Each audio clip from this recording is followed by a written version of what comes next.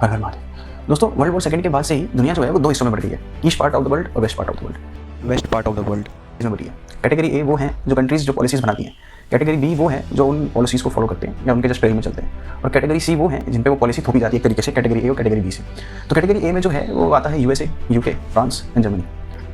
Category B में basically जो countries आ जाती है वो है New Zealand, Australia and Canada. Category C में बेसिकली पूरा का पूरा यूरोपियन यूनियन आ जाता है, डेनमार्क एंड स्वीडन, ऐसी कंट्रीज छोटी मोटी कंट्रीज। अब जो waste part of the world है वो बेसिकली पॉलिसीज बनाता है और वो चाहता है कि पूरा का पूरा जो ग्लोब है वो उनकी पॉलिसीज को फॉलो करे। East part of the world में बेसिकली 3 कॉन्टिनेंट्स आ जाते हैं, Asian continent, Russian continent end of course the African continent. Asian continent में आपको पता ही है बेसिक जो मेन जो कंपोनेंट्स हैं, मेन जो कंट्रीज है वो इंडिया, चाइना एंड जापान है। रशियन कॉन्टिनेंट में आपको पता ही है Russia is the main component, and African continent में जितनी भी अफ्रीकन कंट्रीज हैं वो उसमें फॉल करती हैं। दुनिया को अब तक लगता था कि जो बेसिक डिफरेंस था east part of the world और west part of the world वो बेसिकली सेकंड वर्ल्ड वॉर के बाद था, लेकिन मैं ये मानता हूँ कि जो बेसिक डिफरेंस और जो बेसिक स्ट्रक्चरली डिफरेंस जो आया था वो आपका 1970s के बाद में आया था। 1970s के बाद कंट्रीज़ को ये लगा था कि सिर्फ आर्मी की पावर से ही सब कुछ नहीं होगा, उससे डोमिनेंस नहीं क्रिएट होगा, हमको टेक्नोलॉजी में भी अपने आप को एनहेंस करना पड़ेगा। तो जब टेक्नोलॉजिकली एनहेंसमेंट की जब thought waste part of the world में आया तो उन्होंने R&D पे बहुत ज़्यादा इन्वेस्ट करना शुरू करा। आज भी आप देखेंगे कि आपको पता है western part of the world में USA is the main player, तो यूएसए आज भी 3.5% ऑफ इट्स जीडीपी, मोटा मोटा $1.2 ट्रिलियन आज भी R&D में खर्च करता है। जब वेस्ट ने R&D पे खर्च करा तो उन्होंने ये सोचा कि यार जब हम R&D का हब बन सकते हैं तो फिर हम ब्लू कॉलर जॉब जैसे कि मैन्युफैक्चरिंग उस पर हम अपना ध्यान क्यों लगाएं, उसमें अपनी एनर्जी वेस्ट क्यों करें। तो ये जब उनके दिमाग में आया तो उन्होंने अपनी मैन्युफैक्चरिंग को आउटसोर्स करना शुरू कर दिया। अब आउटसोर्स करने के लिए उन्होंने प्लेयर्स ढूंढे, तो आउटसोर्स करने के लिए जब प्लेयर्स ढूंढे तो उनको समझ में आया कि western part of the world में तो ऐसे प्लेयर्स मिलेंगे नहीं जहाँ पर मैन्युफैक्चरिंग हो सके, तो वो गए towards the east, towards Asian countries. उसमें एशियन कंट्रीज में जब वो जाए तो उन्होंने देखा कि मेन प्लेयर कौन उभर के आ सकता है जहाँ पर पॉपुलेशन बहुत डेंस हो। डेंस पॉपुलेशन कहाँ पर थी? चाइना में, इंडिया में, एंड हाँ जापानीज़ में। उस टाइम जापानीज़ वर्ल्ड वॉर 2 के वक्त भर के आ रहे थे, दे वर कॉन्सेंट्रेटिंग ऑन कि अपनी कंट्री को उठाना है, तो उनको भी ऐसे देखा जा रहा था कि वो भी हमारे को मैन्युफैक्चरिंग में बहुत हेल्प कर सकते हैं। तो उन्होंने अपने पूरी की पूरी मैन्युफैक्चरिंग को आउटसोर्स करके एशियन कंट्रीज में डाल दिया। जब सेकेंड वर्ल्ड वॉर के बाद जब वेस्ट ने अपना R&D को मजबूत बनाया और उन्होंने ये डिसाइड करा कि हम अपनी मैन्युफैक्चरिंग ईस्ट को आउटसोर्स करेंगे, इसी दौरान पे वेस्ट अपना जो प्रेशर है वो यूएसएसआर पे हमेशा बनाता रहा। अब यूएसएसआर पे प्रेशर बनाते बनाते 1991 में ऐसा मौका आया कि यूएसएसआर का ब्रेकअप हो गया और वो 15 अलग अलग कंट्रीज में डिवाइड हो गया। उसमें से एक कंट्री निकल के आई रशिया।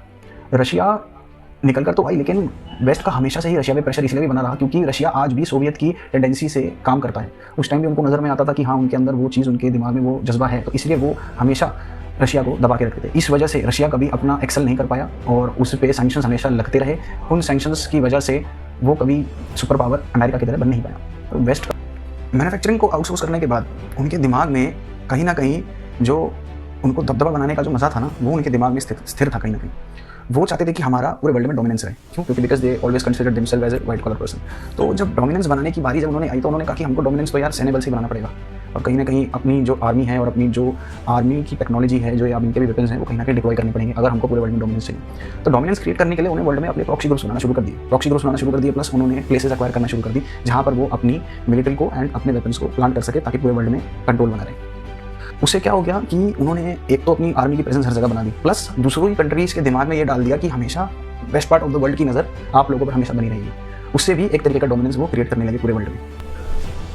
ये जो पूरा डोमिनेंस का गेम है ना, इसको हम 2 बिहेवियर के थ्रू बता सकते हैं। बेसिकली 2 टाइप के बिहेवियर वर्ल्ड में एग्जिस्ट करते हैं। एक होता है जीरो सम पावर बिहेवियर, दूसरा होता है positive sum power behaviour. Zero sum power behaviour ये होता है कि इसमें जो भी बंदा होता है या जो भी कंट्री होती है वो उस तहत पे चलती है कि यार मेरा फायदा हो, लेकिन मेरा फायदा जो हो वो तुम्हारे नुकसान से हो। और एक होता है positive sum power behaviour. Positive sum power behaviour में होता है कि यार मेरा भी फायदा हो, तुम्हारा भी फायदा हो, दोनों मिलकर ग्रो करेंगे। अब बेसिकली जब वेस्ट जो था ना उसने जब डोमिनेंस क्रिएट करना शुरू करा तो डोमिनेंस क्रिएट करने के लिए उन्होंने कहा कि यार आप जो डोमिनेंस मैं अपनी क्रिएट करूंगा ना तो आप सबको उस डोमिनेंस की इज्जत करनी होगी और आपको हमेशा हमारे नीचे रहना पड़ेगा। इस टेंडेंसी के साथ वेस्ट आगे बढ़ता रहा। अब ईस्ट की बात करते हैं। अब जो ईस्ट था ना वो ईस्टर्न कंट्री जितनी भी थी उन्होंने अपना फोकस जो है ना वो हमेशा ग्रोथ पे रखा। ग्रोथ पे फोकस रखने का उनका मतलब ये था कि उन्होंने ठीक है काम किया वेस्ट के लिए, लेकिन उन्होंने फिर भी अपने कैपेबिलिटीज़ को हमेशा बढ़ाते रहे और हमेशा फोकस करते रहे कि यार हमारा जो है ना डेवलपमेंट हो।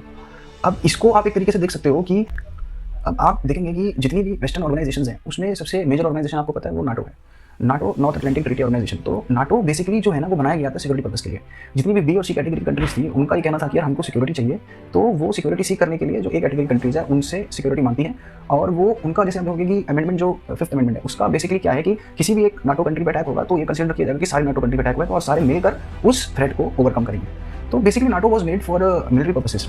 अब हम अगर ईस्ट में आते हैं तो ईस्ट का सबसे बड़ी जो ऑर्गेनाइजेशन है वो कौन सी है? BRICS, Brazil, Russia, India, China, South Africa. BRICS का जो डीएनए है, ब्रिक्स का डीएनए डेवलपमेंट पे है। ब्रिक्स का जो डीएनए है वो अपने आप को सुधारने के लिए। अब ब्रिक्स में आप देखेंगे जब भी ब्रिक्स की समिट होती है उसमें बेसिक डिस्कशंस क्या होते हैं कि हमको अपनी सैन्य अपना मैन्युफैक्चरिंग कैसे बेटर करनी है, हमको अपनी कंट्री को कैसे बेटर बनाना है, हमको कंट्री में पॉल्यूशन कैसे कम करना है, कार्बन एमिशन कैसे रोकना है और कैसे हमको आगे बढ़ना है ताकि हम अपने साथ साथ पर्यावरण का भी ध्यान रखें, अपने आसपास लोगों को भी बढ़ाएं। तो आप इससे ही दर्शा सकते हैं कि आपको समझ में आ रहा होगा कि यार जो eastern part of the world है ना वो बेसिकली चाहता है कि यार सबका ग्रोथ होना चाहिए, लेकिन western part of the world आज भी अपने दिमाग में वॉर को कंसिडर करके चल रहा है और आज भी वो यही चाहता है कि यार पूरी दुनिया में वॉर रहे जैसे तैसे, एंड उसी के थ्रू वो अपने डर को बरकरार रखना चाहता है। अब जो बेसिक पॉइंट मेरा था वो ये था कि जो एक टाइम पर सुपर पावर थी western part of the world, आज वो हमको कमज़ोर होता नजर क्यों आ रहा है? उसके कई रीजन हैं। सबसे पहला जो पिवटल रीज़न है ना वो है द मिडिल ईस्ट। अब ईस्ट और वेस्ट में कौन ताकतवर ज़्यादा रहेगा, या तो उसमें सबसे बड़ा जो रोल है ना वो मिडिल ईस्ट प्ले करता है। मिडिल ईस्ट पहले टोटली मतलब 100% they were dependent on the western part of the world. जो भी होगा ऑयल निकलने से लेकर बेचने तक कुछ भी होगा वो western part of the world control करेगा। जितनी भी ट्रांजैक्शंस ऑयल बेचने की होती वो डॉलर में होती थी, आपको अच्छे से पता ही है। लेकिन आज क्या हो रहा है कि जो मिडिल ईस्ट है वो टुवर्ड्स ईस्ट पिवट कर रहा है अपने आप को। आप देखेंगे कि रिसेंटली यूएई जो है वो इंडिया के साथ एक स्ट्रेटेजिक डील कर चुका है, अभी रिसेंटली 2 दिन पहले ही। और अभी रिसेंटली यूएई, टर्की और पाकिस्तान ने मिलकर एक तरीके का नाटो बनाया जिसको मुस्लिम नाटो कह रहे हैं। वो भी 5th अमेंडमेंट के तहत एक तरीके से ऐसा ऑर्गेनाइजेशन बनाना चाहते हैं कि जिसमें किसी भी कंट्री पे हमला हो तो कंसीडर किया जाएगा कि सब पर हमला हुआ है। सेकेंडली एक मेजर पॉइंट सबसे बड़ा मेरे को ये नजर आने लगा है कि जो western part of the world है ना वो अपने आप में ही लड़ने लगा है।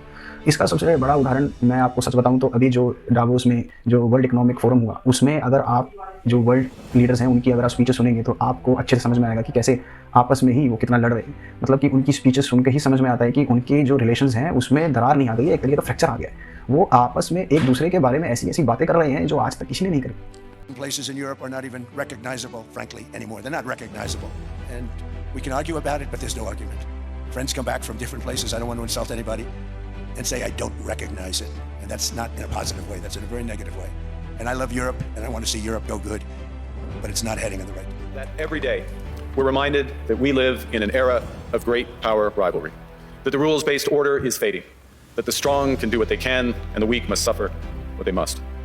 थर्ड जो सबसे मेन पॉइंट मैं इस चीज़ में समझता हूँ ना वो ये है कि किसी भी कंट्री की डोमिनेंस कम कब होती है? जब उसकी सैन्य ताकत कहीं ना कहीं इफेक्ट हो या उसकी मिलिट्री की प्रेजेंस इफेक्ट हो। तो अब क्या है कि जो वेस्ट है ना उसकी जो मिलिट्री प्रेजेंस है वो कहीं ना कहीं सिकुड़ती जा रही है। वो अपने प्रॉक्सी ग्रुप्स धीरे धीरे जितने भी ऑल ओवर वर्ल्ड में उन्होंने फैला रखे थे वो अब उनको सिकोड़ने लगे, वापस बुलाने लगे। और कई तो बुलाने लग रहे हैं अपने खुद के विल से, और कई क्या है कि इनके कहीं बेसिस दूसरी जगहों पर थे तो बाकी की जो कंट्रीज है ना उसको चैलेंज करने लगे। अभी आप जो रिसेंट केस देखेंगे डिजो गार्सिया का, यूके और मॉरिशस के बीच में जो भी डिस्टर्बेंसेस इसके थ्रू क्रिएट हुए, कहीं ना कहीं यूके को पीछे हटना पड़ा। यूके के कोर्ट ने ऑर्डर कर दिया कि जो डिजो गार्सिया आइलैंड है वो जो यूके है वो मॉरिशस को वापस करेगा।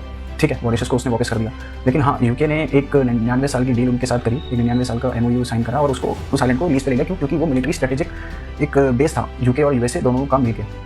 लेकिन कहीं ना कहीं देखा जाता है कि अब जो इनकी जो प्रेजेंस है वो कमज़ोर होती जा रही है इन द वर्ल्ड, जिसकी वजह से आज जो वेस्ट है वो अपने आप को कमज़ोर और बेबस फील करने लगा है, और दूसरी तरह जो ईस्ट है वो अपने आप को इकोनॉमिक एक्सीलेंस की तरफ ले जा रहा है और इकोनॉमिक पावर अपनी जो है वो इंक्रीज़ करता जा रहा है, जिसकी वजह से आज ईस्ट जो है वो टुवर्ड्स डोमिनेंस आगे बढ़ता जा रहा है। और आप देखेंगे भी सही कि ईस्ट की डोमिनेंस काफ़ी वर्ल्ड में बढ़ चुकी है। आप देखेंगे ये चाइना है वो मैन्युफैक्चरिंग हब बन चुका है। चाइना ना केवल मैन्युफैक्चरिंग कर रहा है बल्कि कई ऐसे रिसोर्सेज को प्यूरीफाई करके वर्ल्ड को दे रहा है जिससे आज वर्ल्ड चल रहा है। आप देखेंगे रेयर अर्थ जो है चाइना के पास 75% का डोमिनेंस है। 75% की मोनोपोली किसी एक चीज़ में किसी एक कंट्री की हो तो आप सोचिए वर्ल्ड के लिए कितनी बड़ी चीज़ है। सेकंड आप देखेंगे कि ताइवान के पास वर्ल्ड का 80% सेमीकंडक्टर का बेस है, और इंडिया जो है वो एक तरीके का एग्रीकल्चर और जो आप देखेंगे इंडिया मैन्युफैक्चरिंग में तो आगे बढ़ ही रहा है, एग्रीकल्चरल एक्सीलेंस भी इंडिया में काफ़ी ज़्यादा बढ़ती जा रही है और धीरे धीरे इंडिया जो है वो टेक्नोलॉजिकली भी साउंड हो रहा है एंड आईटी में इंडिया के अंदर बहुत बूम आ रहा है। आप देखेंगे वर्ल्ड में जितने भी आईटी प्लेयर्स हैं वो ज़्यादातर इंडिया से निकल रहे हैं, और इस सबको देखते हुए मैं कहीं ना कहीं ये कह सकता हूँ कि ईस्ट और वेस्ट में जो लड़ाई थी वो अब कहीं ना कहीं सिमटती जा रही है, जहाँ पर ईस्ट का डोमिनेंस अब वर्ल्ड में बढ़ता जा रहा है। आप देखेंगे कि वेस्ट जो है वो आज अपने प्रेजेंस के लिए कहीं ना कहीं लड़ता हुआ नजर नहीं आ रहा है क्योंकि वो डर रहा है कहीं वो गिर ना जाए। लेकिन जो ईस्ट है, आप जितनी भी ईस्टर्न में जितनी ईस्टर्न कंट्रीज हैं आप देखेंगे वो सब ज़मीन से उठ के आई है, तो उनको गिरने का डर नहीं है। उनको ये है कि हम फर्स्ट तो देख चुके हैं, अब अर्श की बारी है।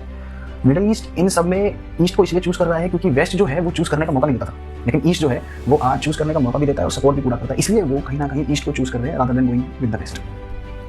इन समय बेसिक है कि इंडिया आज जो वर्ल्ड है, और आप देखेंगे कि the B category and the C category of the western countries वो आज इंडिया पे बहुत अपने आप को अपना फ्यूचर देखती है इंडिया के साथ डील करने में।